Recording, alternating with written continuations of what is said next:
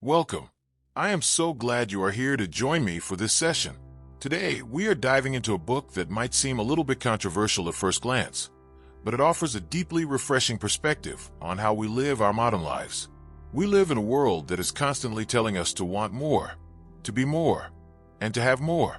We are bombarded with messages that say we should have a better job, a more attractive partner, a bigger house, and a more exciting social life.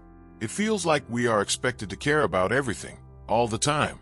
But the reality is that trying to care about everything actually leaves us feeling empty, stressed, and perpetually dissatisfied. In this summary, we are exploring the core philosophy behind The Subtle Art of Not Giving a F*** by Manson. The main purpose of this book is not to teach you how to be indifferent or how to stop caring about life altogether. Instead, it is a guide on how to be more selective about the things that truly deserve your time and energy. It is about learning how to focus on what is meaningful and letting go of the superficial expectations that the world tries to force upon us. As we go through this, we will touch on a few high-level ideas that form the foundation of this approach.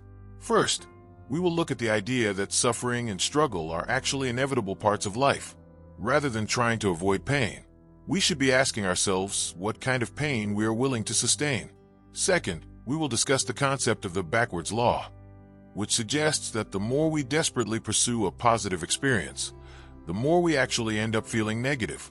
And finally, we will explore the importance of choosing better values, shifting our focus from things we cannot control to the internal standards that define who we are.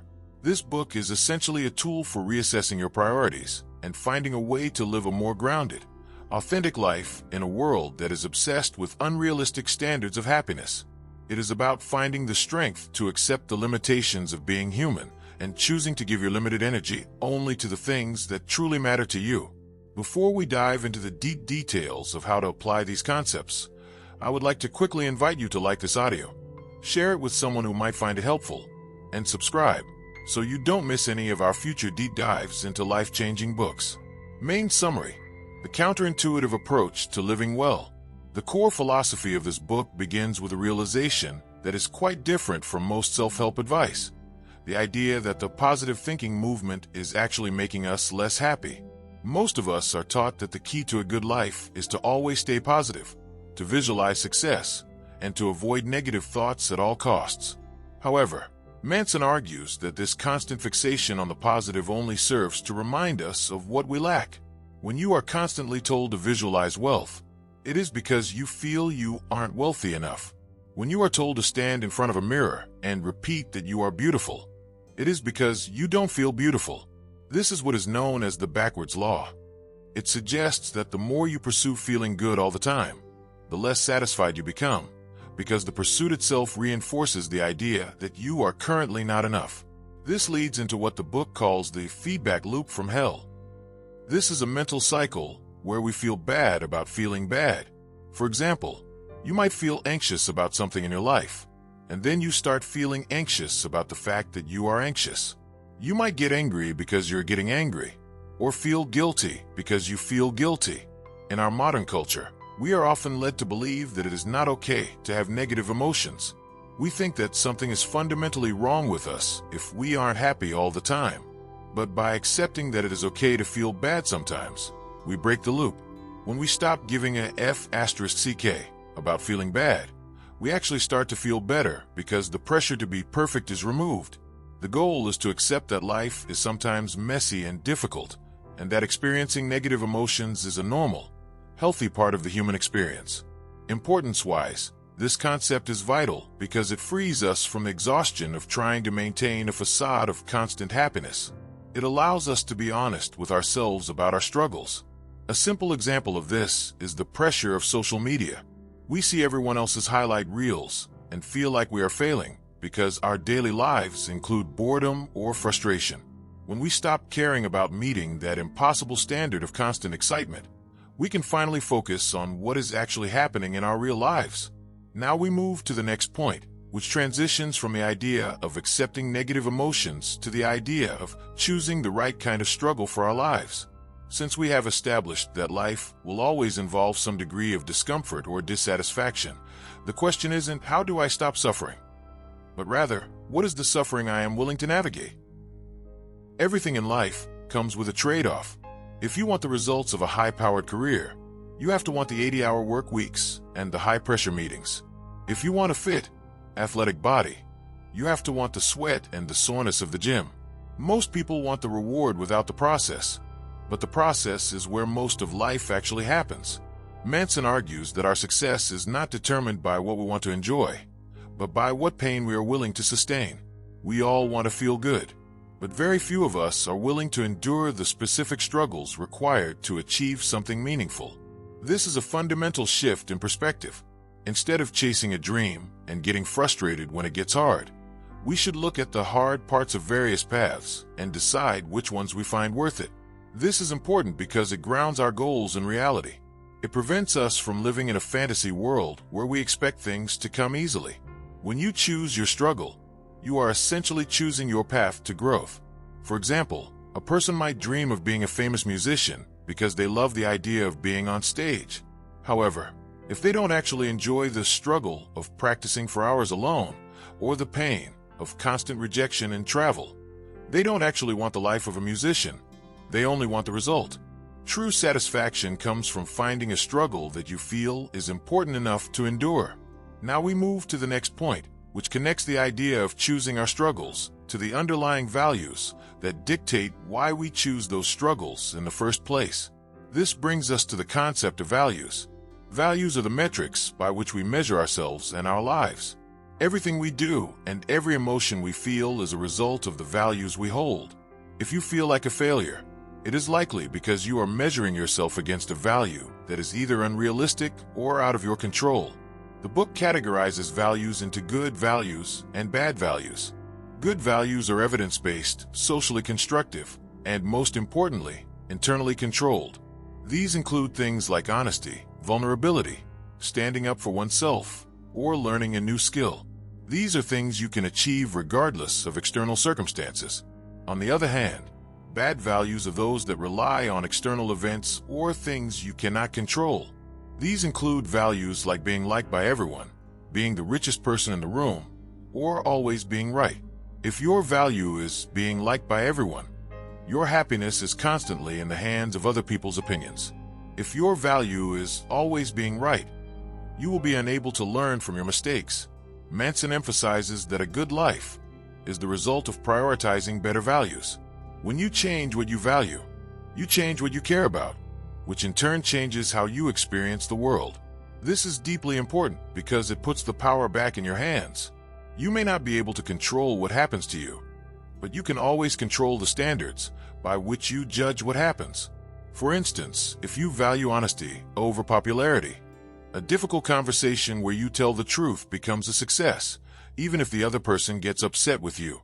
Your internal metric was met, and therefore you maintain your integrity and sense of self-worth. One of the most profound shifts in perspective that Manson discusses is the distinction between fault and responsibility. In our daily lives, we often conflate these two ideas. We tend to think that if something is not our fault, then we aren't responsible for it. We look at the negative things that happen to us, a difficult childhood, a sudden breakup, or a medical issue, and we feel like victims of our circumstances. Because we didn't cause the problem, we feel we shouldn't have to deal with the consequences.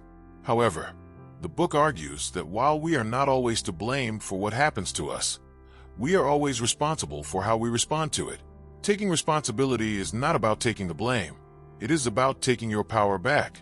When you blame external factors for your unhappiness, you are essentially giving those factors power over your life. You are saying that your well-being depends on things you cannot control.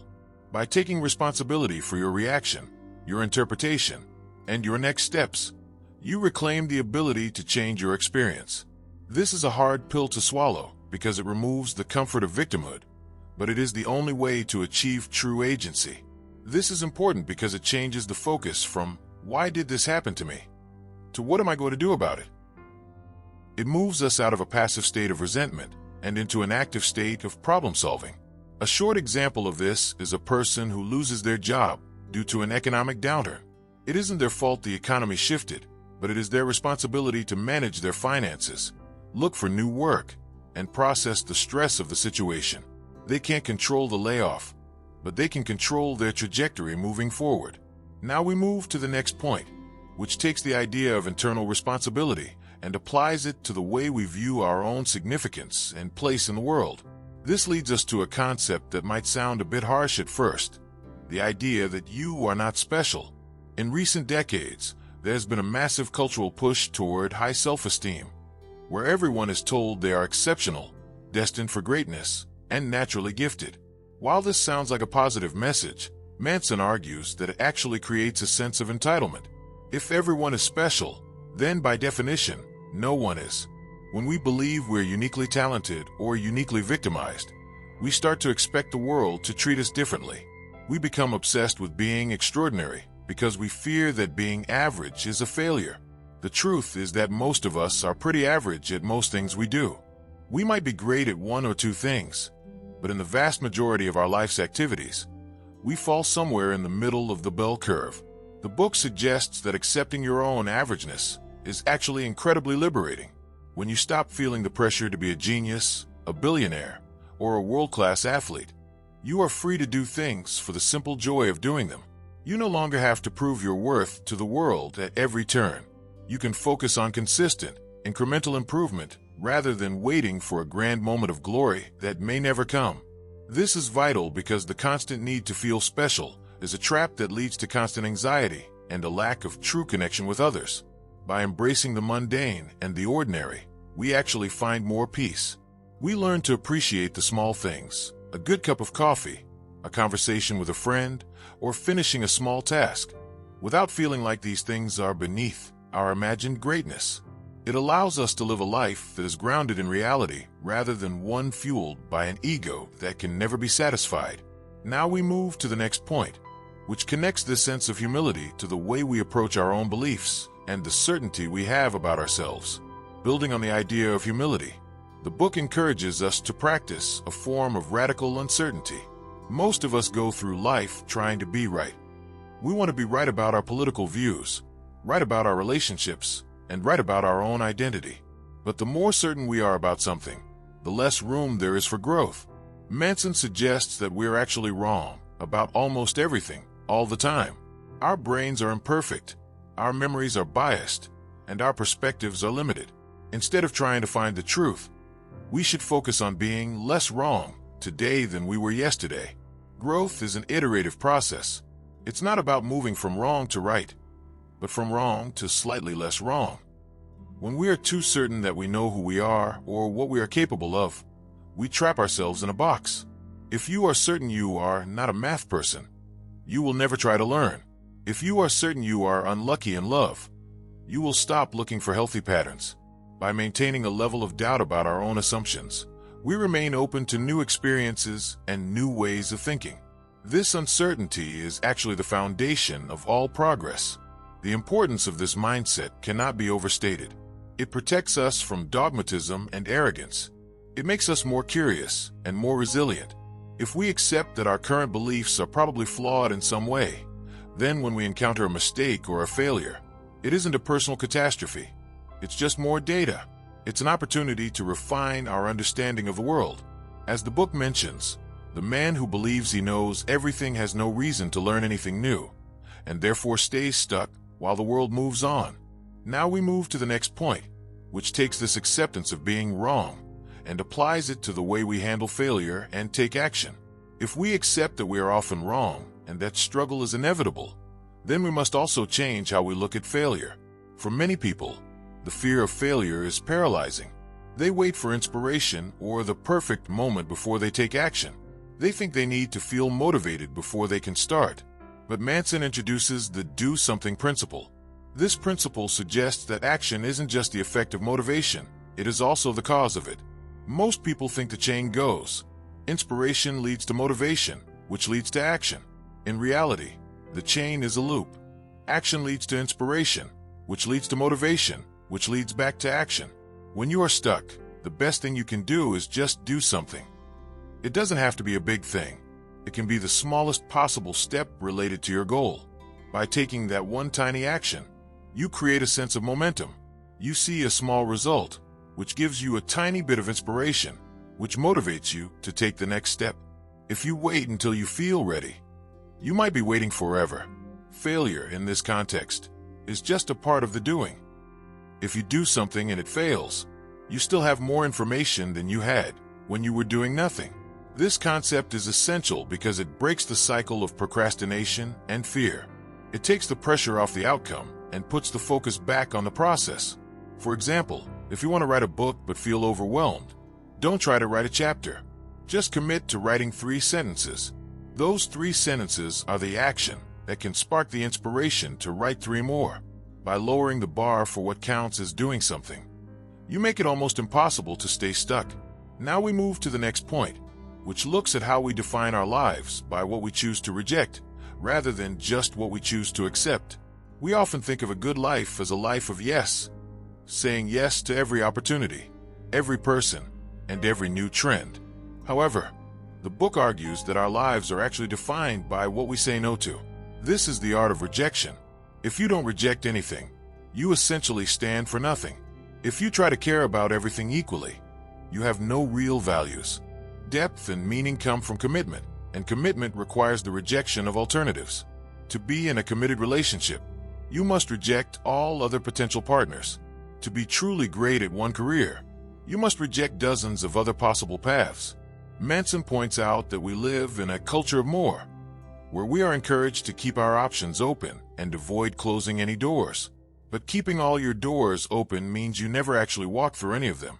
This leads to a superficial life, where you have 100 acquaintances, but no deep friendships, or a dozen hobbies, but no mastery.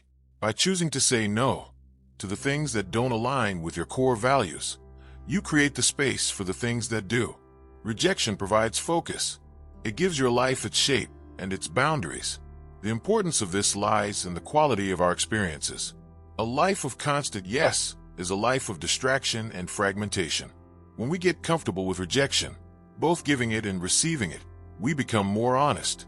We stop people-pleasing and start setting healthy boundaries. For instance, being able to tell a friend no when they ask for something that compromises your values is a sign of a healthy, mature relationship. It shows that you value your integrity more than a temporary moment of social ease. Now we move to the next point, which connects the idea of boundaries and rejection to the ultimate boundary we all face, our own mortality. The final, and perhaps most challenging, concept in the book is the contemplation of our own death. Manson draws heavily on the idea that human beings are the only animals capable of conceptualizing their own non-existence. This awareness creates a deep, underlying anxiety that influences almost everything we do. To cope with the terrifying reality that we will one day cease to exist, we try to build what are called immortality projects. These are the things we do to ensure that our influence or our name lives on after we are gone. This could be through our children, our work, our creative projects, or the accumulation of wealth and fame. While immortality projects are a natural response to the fear of death, they often become a source of great suffering. When we become too attached to these projects, we start to care too much about how we are perceived and what we will leave behind. We begin to value the image of our life more than the actual experience of living it. Manson suggests that by leaning into the reality of our mortality, rather than running away from it, we can actually find a deeper sense of clarity. Death is the only thing that provides us with a true perspective on what matters. When you look at your life through the lens of your own end, the petty grievances, the social anxieties, and the pursuit of superficial status all start to evaporate. This is important because death is the ultimate filter. It forces us to ask the hard questions. If I were to die tomorrow, would I be happy with how I spent today? Would I care about this argument? Would I care about this promotion? By keeping death close to our awareness, we are more likely to choose values that are grounded and meaningful. It reminds us that our time is finite and that giving a f***ck about things that don't matter is a literal waste of the only life we have. It's not a dark or morbid thought. It's a tool for liberation. It allows us to let go of the things that aren't important so we can fully invest in the things that are. Now we move to the next point, which takes this need for clarity and applies it to the internal process of understanding our own motivations and emotions. To truly choose better values, we have to develop a deep sense of self-awareness, which Manson describes using the metaphor of an onion. Self-awareness has multiple layers, and most people, unfortunately, only ever scratch the surface. The first layer is a simple understanding of our emotions. It's being able to say, "I feel sad," or "I feel angry." While this is a start, many people get stuck here. They identify the emotion, but don't look any deeper. The second layer is the ability to ask why we feel those emotions. Why am I angry? Is it because I feel disrespected? Is it because I feel like I'm losing control? This layer is more difficult because it requires us to be honest about our insecurities. The third and deepest layer of the self-awareness onion is understanding our values, the metrics by which we judge ourselves and the world. This is the why behind the why. If you are angry because you feel disrespected, the deeper value might be that you believe your self-worth is tied to how other people treat you. If that is your metric for success, you will always be at the mercy of others. Understanding this third layer is where the real change happens. It allows you to see that your suffering isn't necessarily caused by the world, but by the standards you are using to measure your life. This process is vital because without peeling back these layers, we're just reacting to the world on impulse. We become slaves to our emotions without ever understanding the machinery behind them. A relatable example is someone who gets upset every time they see a peer succeed on social media. Layer 1 is the envy. Layer 2 is the realization that they feel behind in their own career. Layer 3 is the realization that they are valuing external status symbols over personal growth. Once they identify that value, they can work on changing the metric to something they can actually control. Now we move to the next point, which discusses how our identity can often become a trap that prevents us from doing this deep work. One of the most counterintuitive pieces of advice in the book is the idea that we should kill our identity. We are often told to find ourselves or to know who we are. But Manson argues that the more we define ourselves, the more we limit ourselves. When you give yourself a very specific identity, like "I am a high achiever," or "I am a victim of my past," or "I am an artist," you feel a subconscious need to protect that identity at all costs. You become afraid of any information or experience that might contradict that image of yourself. This is known as Manson's law of avoidance. The more something threatens to change how you view yourself, the more you will avoid doing it.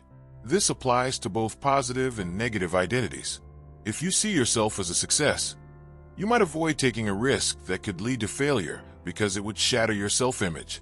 If you see yourself as a victim, you might avoid taking responsibility for your life because it would mean you are no longer entitled to the sympathy or special treatment you've grown accustomed to.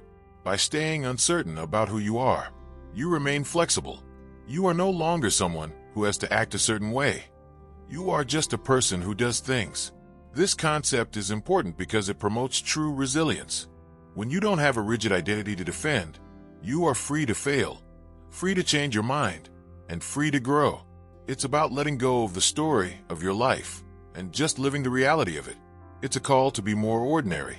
Instead of trying to be the best or the most unique, you can just be a person who is trying their best.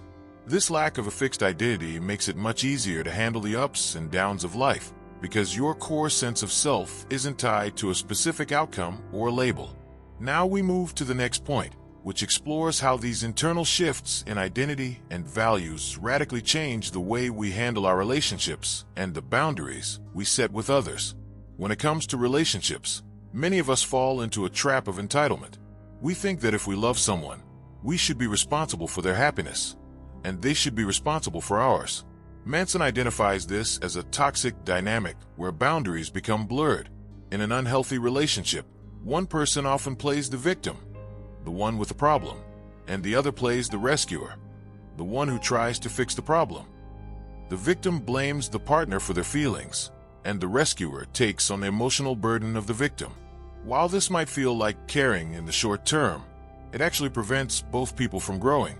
A healthy relationship, by contrast, is one where both people take full responsibility for their own emotions and their own problems. They support each other, but they don't try to fix or save each other.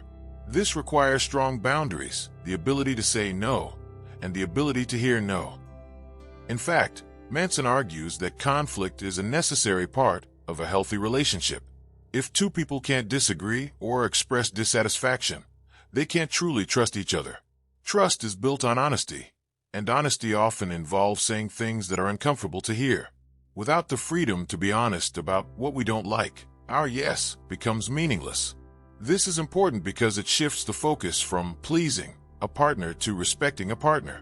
It allows for a deeper level of intimacy that isn't based on manipulation or emotional dependence. For example, if a partner is upset, a healthy response isn't to take the blame or frantically try to make them happy. It's to listen, to be supportive, but to recognize that their emotions are their own responsibility to manage. This creates a foundation of mutual respect where both individuals are free to be themselves without the fear of being constantly responsible for the other person's emotional state. Now we move to the next point, which connects the idea of boundaries and honesty to the concept of trust and how it can be rebuilt when it is broken. Trust is described in the book as the most important value in any relationship, but it is also the most fragile. Once trust is broken, it cannot be fixed by simply saying sorry or trying to move on as if nothing happened. To rebuild trust, the person who broke it must take full responsibility and demonstrate a consistent change in behavior over time. However, there is a catch. The person whose trust was broken must also be willing to eventually let go of the grudge. If one person is constantly trying to make up for a past mistake, and the other person is constantly using that mistake as a weapon, the relationship will eventually crumble. The book emphasizes that trust is like a porcelain plate. If you break it, you can glue it back together, but the cracks will always be there. You can still use the plate, but you have to be more careful with it. This metaphor highlights that while relationships can recover from betrayal or dishonesty, they are never exactly the same. The focus should be on building a new foundation of trust through radical honesty. This means being willing to have the difficult conversations that most people avoid. It means being transparent about your values and your actions, even when it's uncomfortable. This point is crucial because it demystifies the idea of forgiveness. Forgiveness isn't about forgetting what happened. It's about deciding that the relationship is valuable enough to work through the pain and rebuild a new version of trust. It requires a high level of maturity and a commitment to better values. It also reinforces the idea that we shouldn't give a F***ck about maintaining a perfect image of a relationship. Instead, we should care about the integrity and honesty that actually make a relationship worth having in the first place. Now we move to the next point, which looks at how our obsession with more leads to a paradox of choice that actually diminishes our satisfaction. In our modern, consumer-driven world, we are often led to believe that more is always better. We want more money, more experiences, more followers, and more opportunities. However, Manson introduces us to the paradox of choice, the idea that having too many options actually makes us less happy and more anxious. When we are presented with an infinite number of paths, we become paralyzed by the fear of making the wrong choice. Even after we choose, we are plagued by the what-ifs, the nagging feeling that one of the other options might have been better. This constant state of comparison prevents us from ever being fully present or satisfied with the life we are actually living. The solution to this anxiety is the freedom found in commitment. While commitment might feel like a loss of freedom because it requires us to close doors, it actually provides a different, more profound kind of freedom.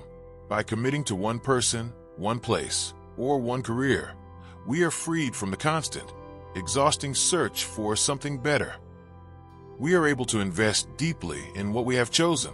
This depth is where the real rewards of life are found. Meaning is not found in the breadth of our experiences, but in the depth of our engagement with them. This is a vital realization because it helps us understand why we often feel empty despite having so many choices. It's the difference between eating at 100 different buffets and learning to cook one perfect meal. A relatable example is the difference between traveling and living somewhere. When you travel, you see the surface of many things, but when you live in one place, you build a community. You understand the local culture, and you create a history. By choosing to limit our F***ck's to a few specific areas of life, we allow those areas to flourish and become meaningful. Now we move to the next point, which shifts our focus from the goals we achieve to the actual mechanics of what makes us feel happy on a day-to-day basis. A common misconception that many of us hold is that happiness is a destination, a place we arrive at once we have solved all our problems. We think, if I can just get this promotion, or if I can just find a partner, then I will finally be happy.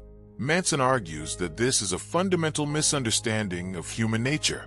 Happiness is not a result, it is an activity. Specifically, happiness comes from the act of solving problems. Life is essentially an endless series of problems. When you solve one problem, you simply create a new, hopefully better problem.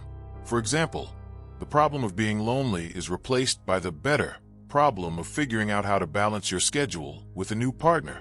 True, sustained happiness occurs when you find problems that you actually enjoy having and enjoy solving.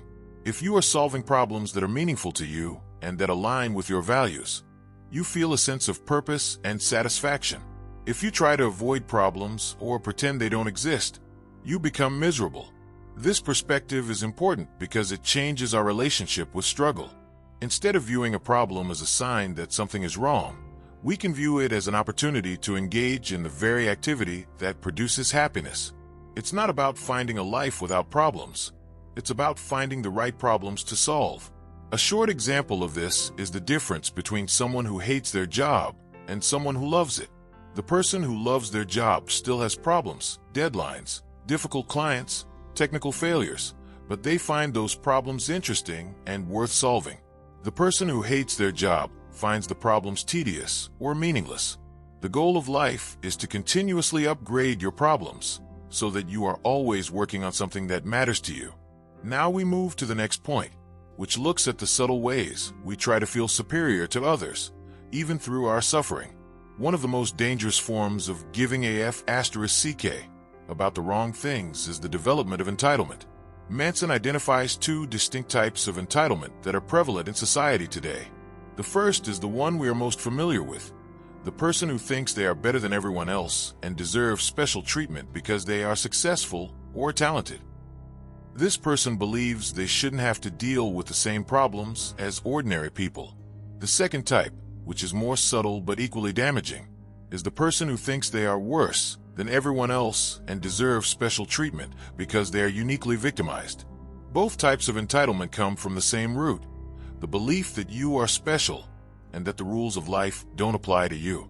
The victim entitlement is particularly seductive because it allows a person to avoid responsibility by claiming that their problems are so unique and so painful that no one could possibly understand or expect them to improve. This creates a cycle where the person stays stuck in their suffering because they value the specialness of their pain more than the hard work of solving it. They become entitled to their misery, using it as a shield against the demands of the world. This concept is essential to understand because it reveals how we can use even our negative experiences to feed our ego. True growth requires us to admit that our problems are not actually that special. Millions of people have dealt with heartbreak, loss, and failure. By realizing that we aren't uniquely broken, we can stop asking for special treatment and start doing the ordinary, difficult work that everyone else has to do to get better. It's an act of humility that actually leads to real healing and progress. Now we move to the next point, which examines how we can measure our progress in life using internal metrics rather than external validation. As we have discussed, our values are the metrics by which we measure ourselves, but it is important to look at how we define success within those values. Manson points out that many people choose values that are technically good, but they measure them using bad metrics. For instance, you might value being a good parent, which is a noble value.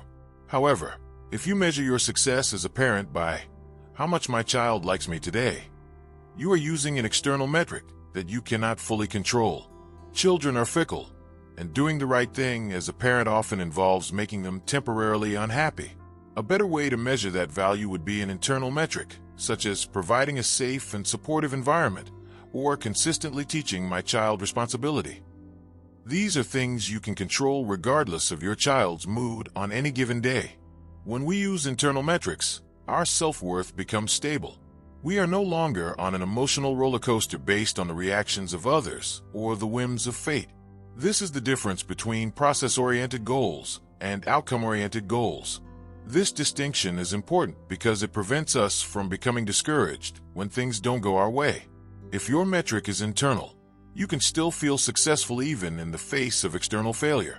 For example, if a writer's metric is to write honestly and give their best effort every day, they have succeeded the moment they finish their work, regardless of whether the book becomes a bestseller or gets rejected by every publisher. This focus on internal metrics is what allows people to persist through long periods of difficulty and eventually achieve great things. It's about giving a F***, about the quality of your own character and actions, rather than the rewards the world may or may not give you. Now we move to the next point, which summarizes the ultimate goal of all these concepts: the ability to live a life of intentionality and purpose. Everything we have covered, from the backwards law to the acceptance of mortality, leads to a single, powerful conclusion. Your life is defined by what you choose to care about. We have a limited amount of time, a limited amount of energy, and a limited number of F***s to give. Most of us spend those resources on things that don't matter. What strangers think of us, being right in an internet argument, or chasing an image of success that we don't actually want. The subtle art is the process of stripping away all the superficial concerns until you are left with only the few things that are truly important to you. It's about being comfortable with being different, comfortable with being average in the eyes of the world, and comfortable with the inevitable pain that comes with living a meaningful life. When you stop trying to avoid the negative no longer has power over you. You are free to move toward what you value, even if the path is difficult. As we bring this journey to a close, it is worth reflecting on what it truly means to practice the subtle art. Throughout our exploration of Mark Manson's insights, a clear theme has emerged.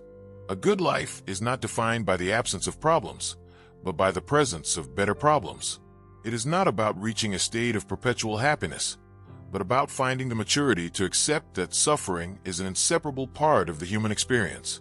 When we stop trying to run away from the difficulties of life, we finally gain the energy to face them head-on and use them as fuel for our growth. This book ultimately serves as a reminder that we are all, in our own way, quite ordinary. While that might sound discouraging at first, it is actually the greatest source of freedom we have. When we let go of the need to be special or extraordinary, we can finally stop performing for an invisible audience and start living for ourselves. We can choose values that are grounded in our own integrity rather than the shifting opinions of society. We can take responsibility for our reactions, even when we aren't to blame for our circumstances. We can learn to say no to the distractions that clutter our lives so that we can say a meaningful yes to the people and projects that truly deserve our attention. At its core, not giving a F*** is about focus. It is about realizing that your time on this earth is short, and that every moment you spend worrying about something trivial is a moment you've lost forever. By keeping the reality of your mortality in mind, you gain a perspective that simplifies everything. You realize that most of the things we stress about, the status symbols, the minor social slights, the fear of looking foolish, don't actually matter in the grand scheme of things. What matters are the relationships we build, the honesty we maintain, and the courage we show in the face of our inevitable struggles. Living this way requires a certain level of bravery. It's not easy to be the person who admits they are wrong, or the person who chooses a difficult path because it aligns with their values. It's not easy to set boundaries or to accept that you are average. But the reward for this honesty is a life that is authentic and deeply satisfying. You no longer have to carry the weight of the world's expectations. You only have to carry the responsibility for your own choices. As you move forward, I hope you take these lessons with you. Remember that you always have a choice in what you care about. You can choose to care about the things that make you a better, more resilient, and more compassionate human being. You can choose to find meaning in the mundane and beauty in the struggle. By mastering the art of selection, you aren't just surviving life. You are truly living it. Thank you for spending this time with me, and I hope this summary helps you navigate your path with a little more clarity and a lot more peace.